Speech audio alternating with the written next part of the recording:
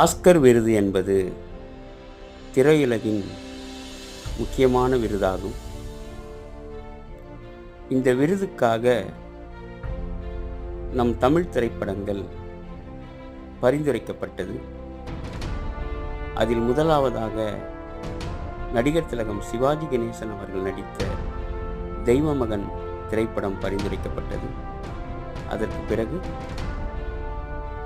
நடிகர் கமலஹாசன் அவர்களுடைய நாயகன், தேவர் மகன், குருதி புனல், ஹேராம் ஆகிய திரைப்படங்கள் பரிந்துரைக்கப்பட்டது. விசாரணை திரைப்படமும் பரிந்துரைக்கப்பட்டது. இயக்குனர் பார்த்திபன் அவர்களுடைய ஒத்த செருப்பு திரைப்படமும் பரிந்துரைக்கப்பட்டது.